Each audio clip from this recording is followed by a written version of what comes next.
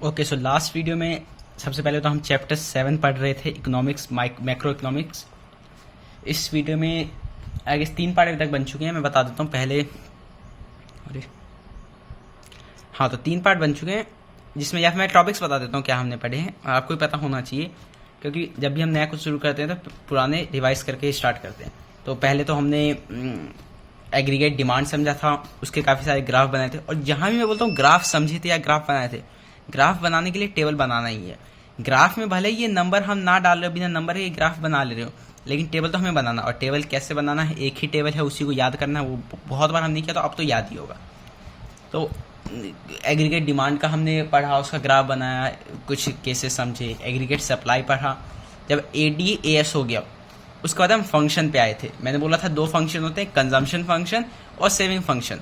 अब यही फंक्शन को प्रोपेंसिटी के टाइप में भी कहते हैं। जैसे कंजम्पशन फंक्शन है तो प्रोपेंसिटी टू कंज्यूम बोलूंगा इसको। सेविंग फंक्शन है तो इसको मैं प्रोपेंसिटी टू सेव ये भी बोल सकता हूँ।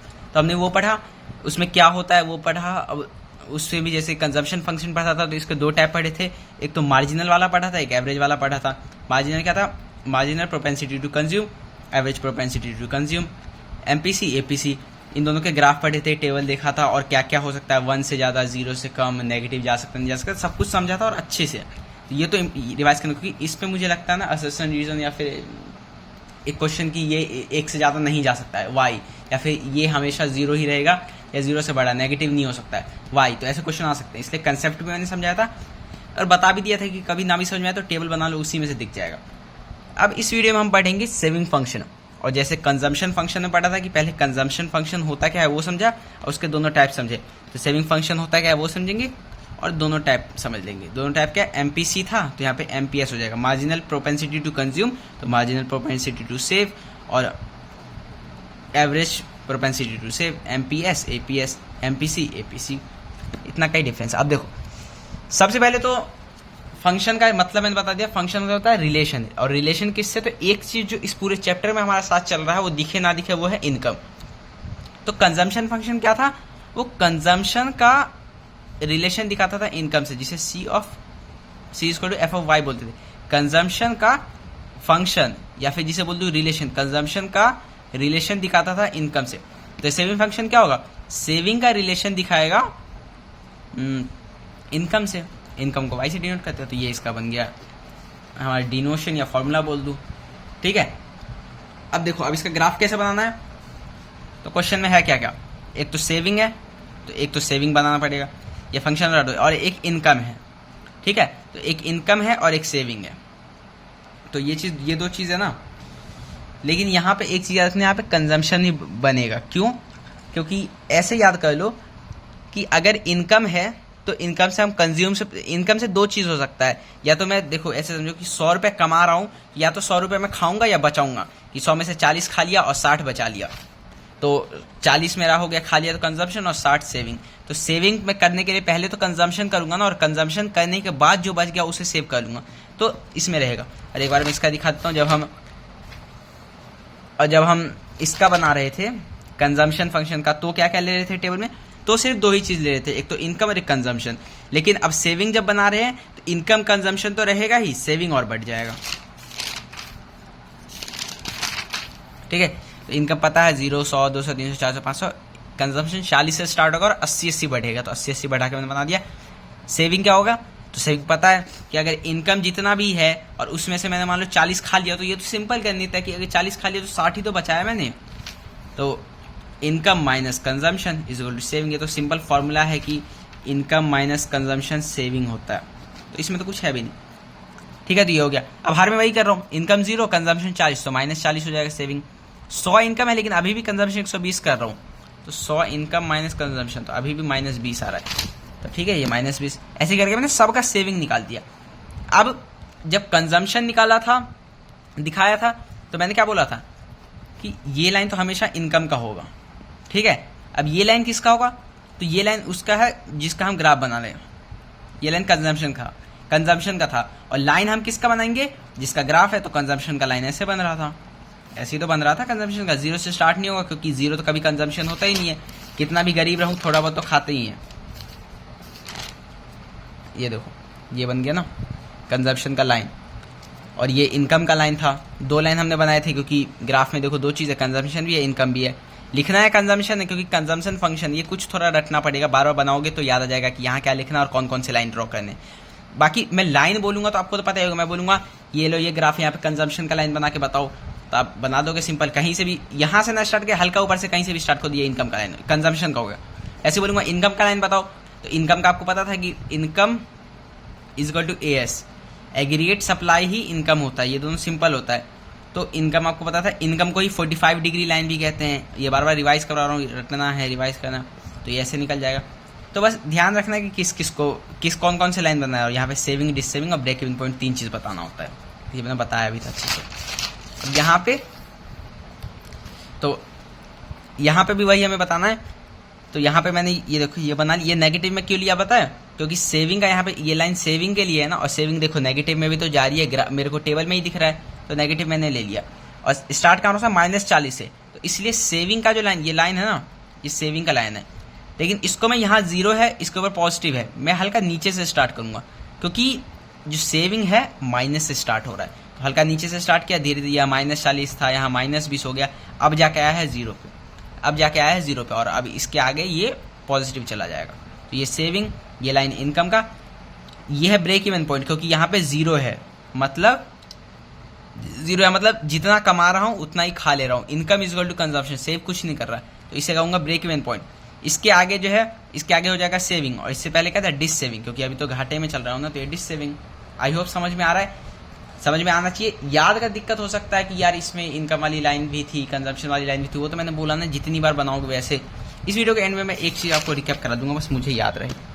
अब देखो, प्रोपेंसिटी टू कंज्यूम में 2 चीज़ पढ़ रहा था, सेव में भी 2 चीज़ पढ़ेंगे, एवरेज और मार्जिनल। फॉर्मूला सिंपल है, एपीएस।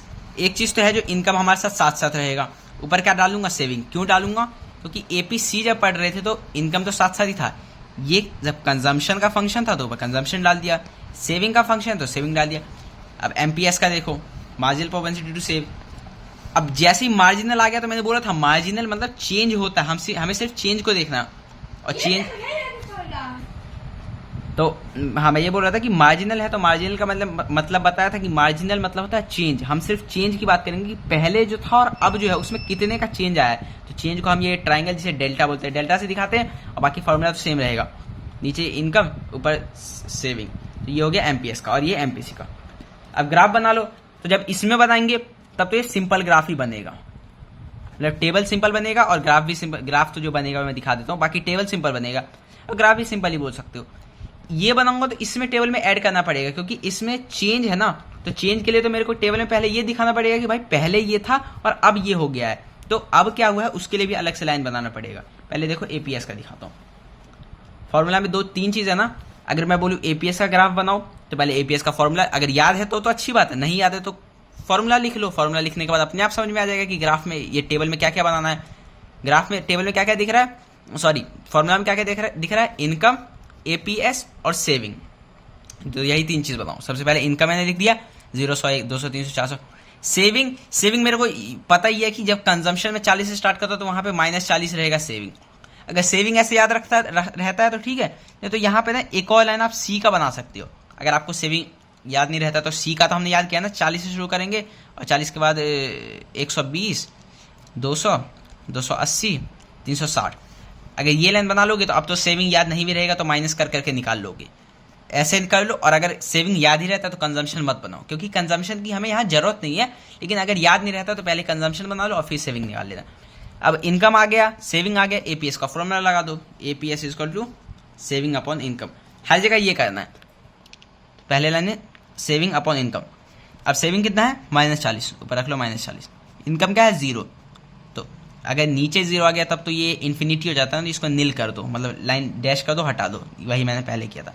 दूसरे में देखो सेविंग अपॉन इनकम होता है, -20 है सेविंग, इनकम है 100, तो 0 से 0,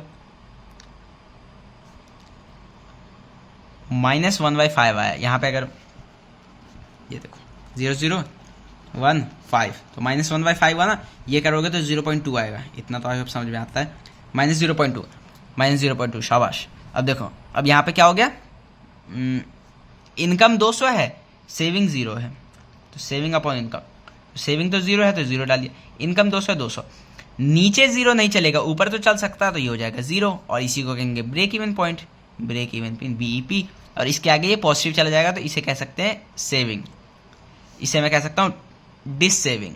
ठीक है, अब इसका ग्राफ बना लो। ग्राफ में क्या है, ये जगह तो इनकम ने ही ले रखी है, ये क्या है तो सेविंग फंक्शन है, तो ये सेविंग का बना दूंगा। अब ये हो गया। अब सबसे पहले सेविंग का लाइन बना दो, क्योंकि सेविंग कर्व है, सेविंग फंक्शन का कर्व है, तो सेविंग का लाइन मुझे पता था नेगेटिव से स्टार्ट होता है। अब इसमें आप डाल दो, यहाँ पे लिख सकते हो BEP ब्रेक इवन पॉइंट, यहाँ पे डिस सेविंग, यहाँ सेविंग लिख सकते हो, नहीं भी लिखो कोई दिक्कत नहीं है, क्योंकि हमें तो मेरे APS का ग्राफ बनाना है, APS का। अब APS का ग्राफ बनाने के लिए वही जो MPC MPS में हम कर रहे थे ना, वही है, किसी भी एक पॉइंट को पकड़ लो और इससे सिंपल लाइन खींच दो, ये आ गया। अब इन सब पॉइंट को कुछ कुछ नाम दे, जैसे A, इसे तो O दे दूंगा, B C। अब ये मेरा पॉइंट है APS। APS का फॉर्मूला क्या होता है सेविंग अपॉन इनकम। अब सेविंग अपॉन इनकम है तो सेविंग की कौन सी लाइन है, ये वाली लाइन है, तो B और O। अच्छा, सेविंग यहाँ से स्टार्ट हो रहा है लाइन, लेकिन हमें यहीं से लेना है, क्योंकि इनकम तो यही है ना, इनकम यहाँ पे तो नहीं है ना, तो इतना ही लेना है हमें, ये समझो। तो BO, सेविंग की जगह क्या है BO, और इनकम क्या होगा, तो इनकम होगा, इनकम की ये लाइन है, देखो ये इनकम है ना, तो OA। ठीक है, तो S upon Y equal to BO upon OA, ये कुछ भी अपना नाम लेके ये टेबल बना दोगे, हो जाएगा। देखो वही किया, इसको मैंने O बोल दिया, इसको I1 बोला है मैंने, इसको S, इसको P, इसको K। तो saving equal to S upon Y, तो देखो S पे ये है ना, तो PK होना चाहिए ऊपर, या KP, ठीक, और इस पर होना चाहिए KI1। ठीक है, बार इसको मैंने, मुझे लगता है इस वाले ग्राफ को हल्का सा फास्ट समझा दिया, क्योंकि इससे पहले हमने, अरे यार कब से है, इससे पहले हमने इतने ग्राफ कर लिए ना, इसलिए मैंने हल्का सा फास्ट किया, बाकी कोई दिक्कत नहीं है, बार बार ट्राई करना, बार बार बनाना, देख देख के हो जाएगा, और फिर बिना देखे भी। अब इसमें इंपॉर्टेंट पॉइंट जो हर जगह पढ़ना है, और ये तो इंपॉर्टेंट होते हैं सब में, क्योंकि रीजन भी पूछ सकता है। सबसे पहले यहीं से देख लो, जहाँ पे भी S आ गया ना, वहाँ पे एक चीज़ आप समझ सकते हो कि ये नेगेटिव तो जाएगा ही जाएगा, क्योंकि हमें S के साथ ही याद रख लेना है कि सेविंग तो खुद ही नेगेटिव चली जाती है, तो इस सेविंग से बना कोई सा भी फॉर्मूला वो नेगेटिव जा ही सकता है। और यहाँ पे मैंने देखा, जैसे देखो -0.2 था, कहाँ गया -0.2, इधर तो नील है, तो -0.2, यहाँ हो गया 0, यहाँ 0.06, 0.1, और ऐसे करके आगे जाते रहोगे ना, तो ये बहुत 0.999 तक जाएगा, 1 कभी नहीं हो सकता। इसका रीज़न भी बता दूंगा अभी। तो इससे हमें क्या समझ में आता है, saving can be negative, yes it can be negative. Reason पूछेगा क्यों, क्योंकि व्हेन देयर इज नो, नहीं, हाँ इसका रीज़न क्या बोलोगे, लॉजिकली सोचो, वही मैं सोच रहा था कि when are income is 0 and still there is a basic consumption, then we are not saving, in fact we are dissaving, या फिर वी आर इन नेगेटिव, क्योंकि हम इनकम 0 कर रहे हैं फिर भी कंजम्पशन कर रहे हैं, तो नेगेटिव में जा रहे हैं ना, तो ये रीज़न है कि सेविंग नेगेटिव हो सकता है। सेविंग 0 कब होगा, कि जितना मेरा इनकम है सब का सब खा ले रहा हूँ, 100 रुपये कमा रहा हूँ ना, तो 100 का 100 खा ले रहा हूँ, तो अब मेरे को कुछ सेविंग बची नहीं रही, 0 है। यही 100 रुपये कमा रहा हूँ और 120 रुपये खा रहा हूँ, तो -20 की सेविंग है, माइनस होने का रीज़न देख लो। और यही 100 रुपये कमा रहा हूँ और खा मैं सिर्फ 80 रहा हूँ, तो 20 रुपये की सेविंग हो गई ना, तो सेविंग पॉजिटिव भी हो सकती है। ठीक है, तो सेविंग पॉजिटिव भी हो सकती है। तो APS का पूछा है, तो APS can be negative, yes it can be. APS can be 0, yes it can be. APS can be more than 0, मतलब bigger than 0, yes, but APS can be 1, no it can not be 1, क्योंकि APS का formula क्या है, ये देखो, saving upon income. अब ये दोनों जब बराबर हो जाएंगे तभी तो 1 आएगा ना, कि मान लो 50 अपॉन 50, तो ये आ गया 1, तो दोनों बराबर होना चाहिए ना, तभी 1 आएगा, या फिर 1 से ज़्यादा आने के लिए ऊपर वाले को बड़ा होना चाहिए। अगर 50 अपॉन 60 कर दूंगा तो ये तो 5 अपॉन 6 आ जाएगा, तो ये 0 से कम है, लेकिन 60 अपॉन 50 कर दूंगा तो ये 6 अपॉन 5 है, तो ये 1 पॉइंट समथिंग आ जाएगा, वैसे 1.2 आएगा, ये बता देता हूँ। तो ऐसे, तो या तो दोनों बराबर हो या ऊपर वाला बड़ा हो, तो ही सेविंग 1 या 1 से ज़्यादा आएगा। अब इस केस में आप खुद देख लो, 100 रुपये की मेरी इनकम है, तो क्या मैं 100 के 100 सेव कर सकता हूँ? 100 से ज़्यादा तो सेव कर ही नहीं सकता, क्योंकि सेव करने के लिए उतनी कमाई होनी चाहिए। अगर 100 ही रुपये, मैं बोल रहा हूँ कि मेरी सैलरी 100 रुपये है और मैं 110 रुपये सेव कर लेता हूँ, क्या बेवकूफ़ है क्या मैं कि 110 रुपये आए कहाँ से? 10 रुपये क्या मैंने मतलब उगा लिया, खेत में उगा लिया जो 110 रुपये सेव कर लिया मैंने? तो ये तो पॉसिबल ही नहीं है। ये हो सकता है कि 100 रुपये कमाए और 100 के 100 सेव कर लिए, ठीक है, तो सेविंग 1 हो जाएगा। लेकिन थोड़ा लॉजिकल सोचो, अभी मैंने बताया कि हम जब कमाते नहीं हैं तब भी 40 रुपये खा लेते हैं, और जब कमाने लगेंगे तो 100% सेव कर सकते हैं, पॉसिबल ही नहीं है। एक बेसिक कंजम्पशन तो हमें करना ही करना है। That's why saving can't be 1 and obviously not bigger than 1। वो तो हो ही नहीं सकता, जब 1 ही नहीं हो सकता तो बिगर देन 1 कैसे होगा। तो एपीएस कैन नेवर बी 1 और मोर देन 1। इसका रीजन मैंने समझा दिया। मैं हर का रीजन समझा रहा हूँ, रीजन समझना है क्योंकि क्वेश्चन आ सकता है। किसी का रीजन नहीं समझ में आएगा, उसी वीडियो को रोक के उसी समय मेरे को मैसेज कर देना। EPS can be 0, yes it can be. जब जितना कमा रहे हैं उतना खा लेने। हिंदी में सोचो कि एक कमाई है हमारी, एक जो हम खा रहे हैं वो है, और एक जो सेव कर रहे हैं वो है। इसका रिलेशन तो आप बिल्कुल प्रैक्टिकल है, यहाँ तो कुछ दिक्कत ही नहीं है। एक कमा रहे हैं उसमें से हम खा रहे हैं, और खा रहे हैं खाने के बाद अगर बच रहा तो उसे सेव कर ले रहे हैं, नहीं बच रहा तो सेविंग 0। और जितना कमा रहे हैं उससे ज़्यादा ही खा ले रहे हैं तो हम लॉस में चल रहे हैं, डिस सेविंग कहेंगे उसे। EPS कैन बी नेगेटिव और less than 1, yes it can be. जब there is no income but still we are consuming some amount of. EPS rises with increase in income. ये सब क्वेश्चन आ जाए ना तो मैं तो कहता हूँ ये 2 मिनट लगता है, 2 मिनट भी नहीं लगेगी ग्राफ बनाने में। देख लो, EPS rises with increase in income. Income बढ़ेगी तो EPS बढ़ेगा। वैसे बिना टेबल के भी सोच सकते हो। मान लो इनकम बढ़ रही है 0 से 100, 100 से 200, तो EPS बढ़ेगा। EPS है क्या? Average propensity to save. AP छोड़ दो, है तो सेविंग का ही कुछ बात ना। तो अगर कमाई बढ़ेगी तो सेविंग भी तो बढ़ेगा ना। तो ऐसे बाकी टेबल ही बना लो। देखो ऐसे इनकम बढ़ती जा रही है तो सेव EPS बढ़ रहा है। पहले तो माइनस था, फिर 0 हुआ, फिर 0.06, अब 0.1, अब 0.2 होगा, तो हाँ बढ़ रहा है। तो यस रटना कुछ भी नहीं है, सब याद करना। अब दूसरा MPS बहुत सिंपल है, जैसे MPC समझा था सेम सिचुएशन यहाँ भी। आई होप इसे तो हम बहुत जल्दी से कर लेंगे और आपको समझ में भी आएगा। इनकम लिख लो, सेविंग लिख दो। मैंने क्या बोला था कि MPS का जब टेबल बनाएंगे तो हमें पहले क्या था और अब क्या चेंज हो चुका, तो चेंज को दिखाने के लिए ना चेंज वाला भी एक लाइन बनाना पड़ेगा, क्योंकि MPS के फॉर्मूला में ही है change of saving upon change of income. तो चेंज ऑफ सेविंग और इनकम का भी लाइन बनाना पड़ेगा, फिर ही तो इसको डिवाइड करके हम MPS तक पहुँचेंगे। तो अब देखो इनकम 0 थी तो चेंज के लिए तो ये होना चाहिए कि इससे पहले क्या था। तो ये पहले वाले लाइन से ऊपर तो कुछ है ही नहीं, तो इसको तो डैश डैश डैश कर दो। अभी ये MPC 0.2 कैसे कर दिया मैंने, या फिर ये डैश भी कर सकते हो और 0.2 भी कर सकते हो, क्योंकि जब MPS जब MPC हम पढ़ रहे थे तो मैंने बोला था सब में देखो कांस्टेंट आ रहा है, तो इसको कोई नहीं डैश ही कर दो। सेविंग देखो, इनकम ये है, सेविंग है -20, ठीक है। तो अब ऊपर वाले से क्या चेंज आया, -40 था ना, और अब आ गया -20, मतलब 20 रुपये का चेंज आया। -40 से -20 आने में 20 का चेंज आया ना, 20 का चेंज। तो सेविंग का जो चेंज है 20 है। अब इनकम का देख लो, 0 से लेकर 100 पे आ गया हूँ मैं, तो चेंज कितने का है, 100 का, तो मैंने 100 लिख दिया।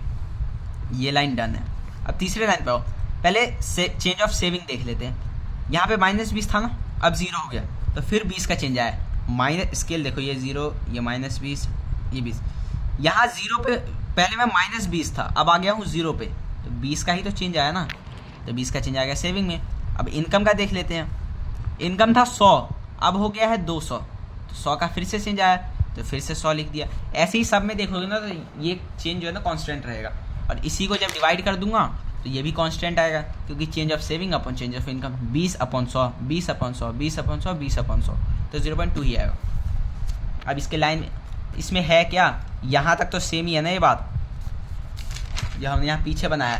बस यहाँ पे APC था, यहाँ एवरेज था, तो यहाँ मार्जिनल है। मार्जिनल में चेंज दिखाते हैं, तो पहले एक पॉइंट था, अब एक ऊपर का पॉइंट ले लो, यहाँ पे ये लाइन खींच दो और इतने इतने का डिफरेंस ले लो। मैं इसको देखो बना देता हूँ, जल्दी जल्दी बना रहा हूँ। ये देखो पहले लाइन था, किसी एक पॉइंट को ले लिया, पहले तो नामकरण कर देता हूँ, OABC। यहाँ पे जो है APS, ये APS है ना, क्योंकि यहाँ तो नॉर्मल बात कर रहे हैं, चेंज वाली थोड़ी बात कर रहे हैं। क्या है यार, APS, ये देखो APS क्या होता है, सेविंग अपॉन इनकम। सेविंग वाली ये लाइन थी, इनकम ये, तो ये क्या है CO। इनकम क्या है, OA। अब चेंज बता देता हूँ, ये है चेंज, इसे लिख देता हूँ D, इसे लिख देता हूँ E, और इसे लिख देता हूँ F, ठीक है। तो अब देखो अब ये पॉइंट जो है ना, ये पॉइंट है MPS का, change of saving upon change of income.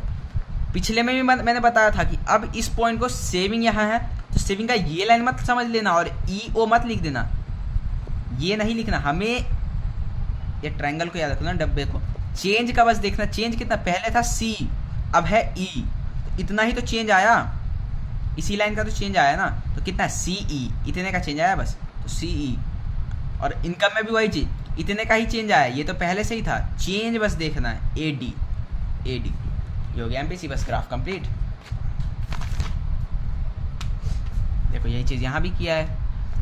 अब जैसे एमपीसी में बोला था, मैंने क्या बोला था, एमपीसी मोस्टली बिटवीन 0 to 1, और हाईएस्ट 1 जा सकता है और कम जाएगा तो 0 जाएगा। तो यहाँ पे भी वही चीज़ है, मिनिमम ये 0 जा सकता है, मैक्सिमम 1 जा सकता है, लेकिन मोस्टली बिटवीन 0 to 1, और यही हम भी देख भी रहे हैं 0 to 1 है, तो इसका ये पॉइंट याद रखना। अब एक मेन चीज़, उसका ऑलमोस्ट अपना चैप्टर कंप्लीट रहेगा। एवरेज और मार्जिनल, ए और एम इनके बीच में कुछ रिलेशन होता है, उस रिलेशन को प्रूफ करने आ सकता है, फिर इस पे आ सकता है, और ये रिलेशन से जो फॉर्मूला डिराइव होगा ना, वो फॉर्मूला हमें काम भी आएगा। याद रखना है हमेशा दोनों एवरेज का जो सम होगा ना वो 1 होगा, मतलब APC average propensity to consume और APS average propensity to save, ये 1 के बराबर होगा। क्यों होगा, इसका रीजन है, डेरिवेशन जो है ना इसी फॉर्मूले से होगा, ये याद रखना। ये डेरिवेशन जितनी बार करोगे उतना याद रहेगा। Income is equal to consumption plus saving, ये मैंने बताया भी था और शायद पीछे पढ़ा भी है, पढ़ा ना भी तो मैंने बताया भी था कि इनकम जितनी भी होगी या तो कंज्यूम करूंगा या सेव करूंगा। 100 रुपये इनकम है तो मान लो 60 रुपये मैंने खा लिए, ठीक है, 60 रुपये कुछ खा लिया तो 40 तो सेव ही कर दिया ना, तो ये है सेविंग, ये है कंजम्पशन, और जब दोनों को जोड़ दूंगा ये आ जाएगा इनकम। तो income is equal to consumption plus saving, हाँ कंजम्पशन प्लस सेविंग, तो y is equal to C plus S, income is equal to consumption plus saving. Now in second step divide completely by income, इन सबको y से divide कर दो, जैसे ये y है ना तो इसको y अपन y कर दो, ये c है ना तो इसको c अपन y कर दो, ये s है ना तो इसको s अपन y कर दो। अब देखो क्या निकलता है, y से y तो कट गया तो ये 1 आ गया, ऊपर नीचे दोनों बराबर हो जाता है तो 1 आ जाता है, ठीक है 1 लिख दिया। कंजम्पशन अपॉन इनकम, ये क्या होता था, ये अभी हमने पीछे पढ़ा था ना, c अपॉन s, जल्दी बताओ, ये था हमारे कंजम्पशन फंक्शन का जो हमने पढ़ा था एवरेज वाले में, एपीसी। ये अगर याद नहीं है तो दिक्कत है भैया, ये चीज़ें याद आनी चाहिए। देखो एपीसी सी अपॉन वाई, तो सी अपॉन वाई तो एपीसी होता था, तो एपीसी इसको लिख दिया, इसको ये 1 लिखा।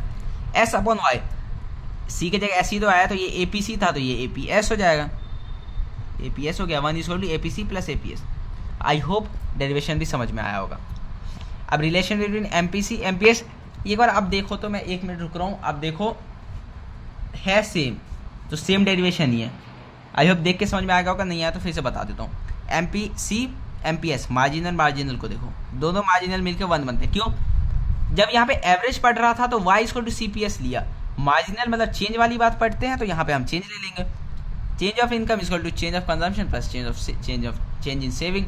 अब इस सब को चेंज ऑफ इनकम से डिवाइड कर दो, change of income upon change of income 1, change of consumption upon change of income C upon Y change वाले में, तो ये आ जाएगा एमपीसी।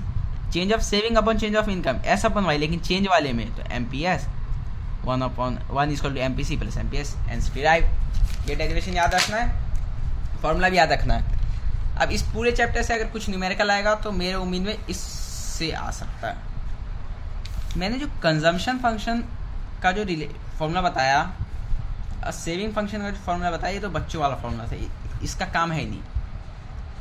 मेन फॉर्मूला ये है और इसका डेरिवेशन नहीं करना, इसको बस रटना है। कंजम्पशन फंक्शन जिसे हम सी से डिनोट कर सकते हैं, ये होता है सी बार प्लस बी ऑफ वाई। सी क्या है, कंजम्पशन फंक्शन, सी बार क्या है, ऑटोनोमस कंजम्पशन। ऑटोनोमस कंजम्पशन अगर समझ में आया तो अच्छी बात है, नहीं तो मैं बता देता हूँ। हमने एक ऑटोनोमस इन्वेस्टमेंट पढ़ा था, याद है कि इन्वेस्टमेंट वो कांस्टेंट है, वैसे ही ऑटोनोमस कंजम्पशन क्या होता है मैं बताता हूँ। हमने पढ़ा था ना बिल्कुल स्टार्टिंग में, यहीं पे बताता हूँ कि इनकम मेरी 100 हो चाहे इनकम 0, मतलब 100 हो तब तो कंजम्पशन भी बढ़ जाएगी, लेकिन जब मेरी इनकम 0 भी है, मैं कुछ कमा नहीं रहा हूँ, कुछ काम करके कमा नहीं रहा हूँ, फिर भी मैं एक बेसिक कंजम्पशन तो कर ही रहा हूँ, और ये कंजम्पशन मेरे इनकम पे डिपेंड नहीं कर रहा है। इनकम मेरा नहीं है तब भी मैं 40 खा रहा हूँ, और इनकम जब होगा तभी 40 तो खाऊंगा ही, और इसके ऊपर भी कुछ खाऊंगा, मतलब 40 से ज़्यादा ही खाऊंगा। तो ये तो कंजम्पशन जो है ये तो मेरा किसी चीज़ पे डिपेंड कर ही नहीं रहा ना, ये तो ऑटोनोमस है। तुम कमाओगे तब भी खाना पड़ेगा, और नहीं कमाओगे तब भी भीख मांग के खाना पड़ेगा। ठीक है, भीख मांग गया तो ये तो खाना पड़ेगा। तो इसी को कहते हैं ऑटोनोमस कंजम्पशन। क्वेश्चन में गिवन होगा, तो इसे हम डिनोट करते हैं सी बार से, क्योंकि है तो कंजम्पशन ही ना, लेकिन कौन सा, ऑटोनोमस। ये इंडिपेंडेंट है, ये अपने आप, इसको इतना खाना ही पड़ेगा, कमाओ चाहे ना कमाओ। अब बी क्या होता है, तो बी होता है एमपीसी। ये ध्यान रखना, ये होता है एमपीसी, ठीक है, एमपीएस नहीं एमपीसी। और वाई क्या होता है, वाई तो इनकम होता है।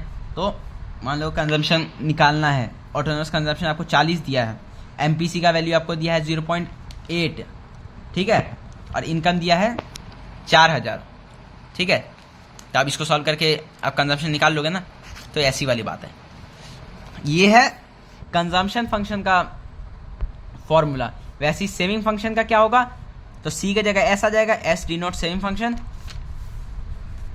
यहां था सी बार जो कि ऑटोनोमस कंजम्पशन पॉजिटिव में, तो सी बार माइनस में। अगर मान लो आपको क्वेश्चन में दिया कि ऑटोनोमस कंजम्पशन इज 40, तो अगर सेविंग फंक्शन आपको फॉर्मूला लगा रहे हो ना, तो इसको कर देना -40, और y तो y ही रहेगा, और b 1 माइनस बी हो जाएगा, ठीक है। इसका वैसे तो 1 माइनस बी याद रख लो, 1 माइनस बी, और b क्या होता है एमपीसी, तो 1 माइनस एमपीसी ऑफ y, इसलिए क्योंकि एमपीएस प्लस एमपीसी 1 के बराबर होता है ना।